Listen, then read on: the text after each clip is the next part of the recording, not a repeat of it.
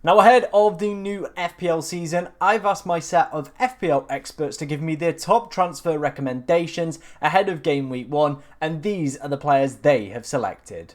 Now, of course, before we dive into today's video, if you do enjoy any of the content that you see on the channel, please be sure to like, comment, and subscribe, as we're trying to hit 16,000 subscribers before the start of the season, and it honestly would mean the absolute world to me if we of course could hit that goal. Like I said, all the picks in today's video have come from my FPL experts, and I'm just going to give my simple and honest feedback on what I think of their pick selections. We did this already. If you want to go and check out that video, I'll leave a link to that one in the description. But let's dive in. Let's start off with the first FPL experts pick. It is of course going to be Ollie Watkins, a very, very popular man in the FPL community. However, on the game, his ownership has only just creeped up to around 11%. Seems like a lot of people aren't buying into the Ollie Watkins preseason hype. His form over the course of preseason has been really, really good. His minutes look definitely secure within that number 9 spot as well. Obviously, it's probably the elevated price of 9 million. However, for me personally, looking at those opening set of fixtures, as you can see on screen right now, Newcastle look an absolute mess over the course of pre-season. Brentford have, of course, lost a lot of key players.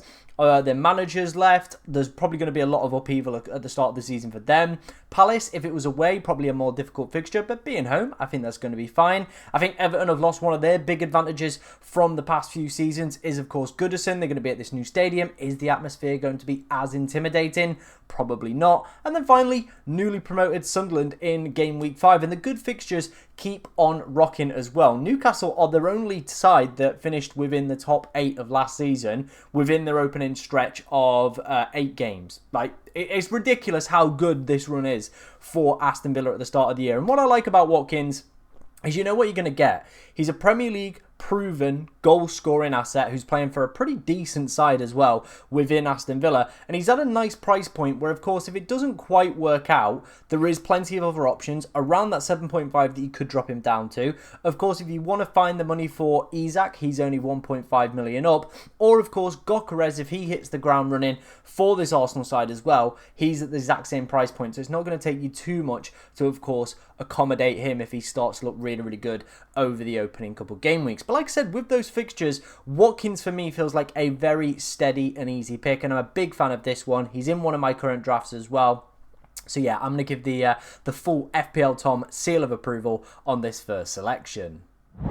Now, the next player we're going to talk through is a man that has I don't really know how to describe his pre-season. It's been good. It has been very good. And obviously the back end of last season was immense. But my personal feelings towards Jarrod Bowen cooled at the start of the game, and I'm still unsure where I kind of sit with Jarrod Bowen as a potential asset. Now, I think if he was a midfielder, definitely would be a lot more consideration for me personally, because like I said, he has just lost out on that clean sheet point, you know, that extra point for a goal as well. There has been a little bit of a drop off in terms of that, and I still think those fixtures over the opening set don't scream like high quality. I think a lot of people are probably looking at the game week 1 fixture of Sunderland away, which, don't get me wrong, is a great fixture. They're probably going to be relegated this season. They're going to be one of the teams to target. So I don't mind that as one of the first fixtures. But then Chelsea, yeah, I'm not feeling great about that one. Nottingham Forest away at the City ground, where they were so good for large parts last year. One of the top defences within the league as well for large parts of the season. Again, doesn't fill me with confidence. We don't know what this Thomas Frank Tottenham's going to be like, so that's a little bit of an unknown. And Palace as well aren't an easy opposition. They're not one of those teams that you can kind of just breeze over. I even think, you know, the Aston Villa fixture, if it was away, I probably wouldn't maybe value Watkins as high. So I'm looking at those opening set of 5, and I am thinking to myself, where does Bowen score? How many does Bowen score over that opening few? Maybe like 4, 5? I don't know. Is it going to be more? It's all dependent, really, for me, on how well that Sunderland game goes. And he's also at quite an awkward price of 8. There aren't anybody else that kind of you can just drop or, you know, flex around to him. It would be coming down to a 7.5 or trying to find an extra million to go up to Watkins or Gyökeres if, of course, they look like the better option. So I'm still feeling pretty indifferent about Jarrod Bowen. I think the main reason that his stock has gone up is, of course, the goals that he's been scoring over the course of pre-season. That's been great. That's good to see, but that's not always going to be an indication of how the season is going to go. And I also think the 7.5 million position for strikers is also starting to get a little bit dicey at the moment as well. Of course, we've got Solanke, who's been the kind of template pick amongst the FPL community, not featuring in pre-season, so that probably rules him out for this moment right now. Of course, as well, we've got Mateta, but the fixtures aren't great. He's been doing well in pre-season. We've got Chris Wood, who massively overperformed on his data last season. The Forest fixtures are good, but I'm not seeing many people go there either. João Pedro, high ownership, minutes risk. Like, this is what I mean. All the 7.5 million options at the moment aren't screaming quality. So I do think more and more people probably will start to shift onto Jarrod Bowen. I just think if you exclude that Sunderland fixture, would you be happy picking a player with those set of fixtures afterwards? I just don't think you would back it, to be honest. For a West Ham side that for large parts last year were disappointing. So I'm sat on the fence about Jarrod Bowen at the moment. I just think, for me personally, if you exclude the Sunderland fixture, it's just not going to be worth attacking, in my opinion.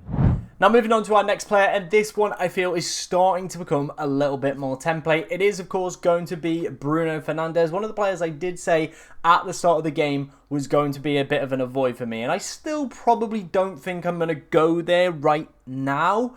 But I am open to changing my mind on this one. I think that's one of the most important things over the course of pre-season. Be prepared to not have, the same constant views on things. Things change, rules change, points change, perspectives change as well. That's one of the big things that I think you need to obviously have with your game. That adaptability to maybe drop a little bit of bias towards some players. But I'm still looking at those fixtures, right?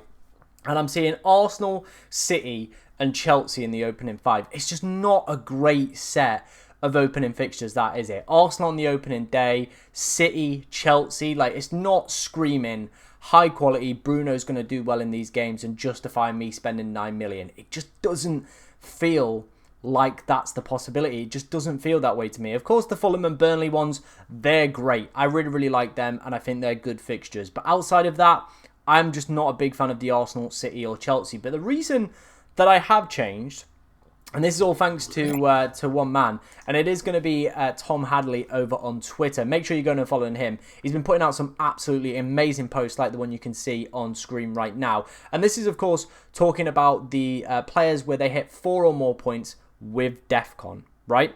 And one of the names you can see towards the top of this list is going to be Bruno Fernandes. There were 55% of his games last season, so over half, where this man hit 4 points. His Defcon returns were absolutely exceptional as well. One of the best 4 midfielders. You factor in that he's got penalties.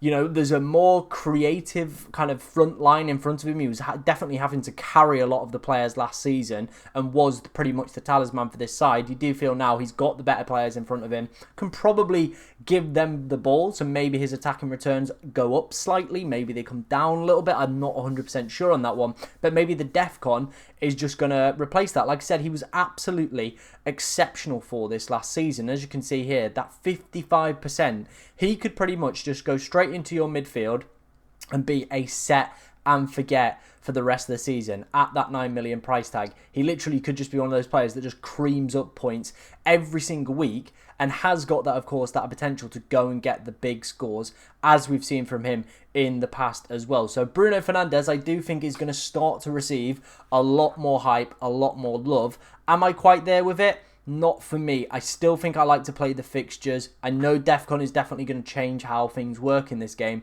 but for me, I think I'm probably going to wait and see how he scores against the more difficult opponents before, of course, making my mind up. If you want to go and check out the Defcon numbers for yourself and do your own research, make sure you're heading over to Fantasy Football Hub. They've got some cracking features on there within their Opta stats, which of course show the players from last season, how they scored, what difference that would have made to their overall scoring ability. And of course, you can go and get your team rated for free by their AI tool. Link in the description. It's an absolutely cracking website. It helped me achieve a top 10k finish last season. And of course, if you want to do well this season, one of the best tools to have in your arsenal is going to be Fantasy Football Hub. So make sure you're checking out. Link in the description.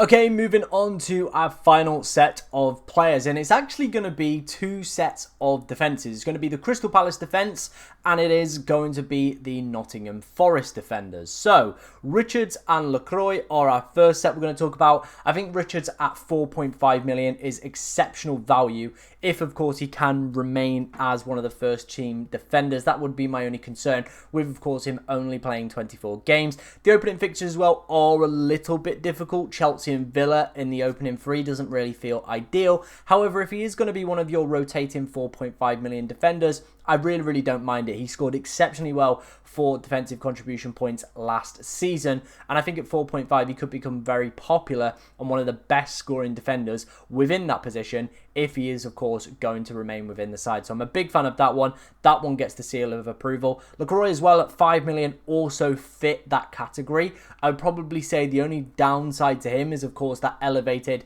extra 0.5. Is he going to be worth that extra 0.5? I think personally for me, I probably would prefer right at this moment to go for Richards. I think with Lacroix though, you are getting that little bit of more of security in terms of the minutes over the course of the season. As you can see, 35 games for him. So if you're a little bit unsure whether or not Richards is going to be starting at this the start of the new season, then Lacroix at 5 million could be the pick that you, of course, just do go for. Settles in your team. Boom, bash, bosh, you've not got to worry about it. The only problem I would have with Crystal Palace is if Mark Gahey does, of course, depart the club and potentially move to Liverpool. We've still got quite a few weeks of the transfer window left. That move could happen. That could have big ramifications on Crystal Palace's defensive numbers as a whole. So I maybe would be a little bit cautious if I was to go for it, especially if the Liverpool and Gahey rumours do start to ramp up over the next few days. The next set of players I want to talk about, of course, are going to be the Nico Williams and Murillo. Both of these guys scored exceptionally well. We've got another fantastic graphic coming up from Tom Hadley as well to kind of demonstrate that. You know what, let's just go straight into it. The fixtures for Forest, by the way, are great, like genuinely great. I think a lot of people need to have a Forest defender within their side. I would rather have a Williams or a Murillo ahead of Sells as well. So I think my experts are picking good defenders here, but let's bring up again the numbers from Tom Hadley. Like I said, some absolutely exceptional work over on his channel. And as you can see, Nico Williams coming in at the third best position here with a 57%. Scoring 4 or more in 16 games last season. Lacroix, obviously, we just spoke about as well. 20 of his games as well coming with a 4-point haul. Absolutely great stuff. Murillo as well, just under that 50% strike rate. We've obviously got Richards coming in at 43%. You can see on the right-hand side as well. Munoz, if you wanted to invest in that Crystal Palace defence as well, is also there and also has that attacking threat as well. Whether or not that is going to be the same this season, we'll have to wait and see. But yeah, as you can see here, really good numbers from Williams, from Murillo, from Lacroix, from Richards. I think all of these guys are going to be absolutely fantastic picks that my FPL experts have recommended here for you guys. Sorry.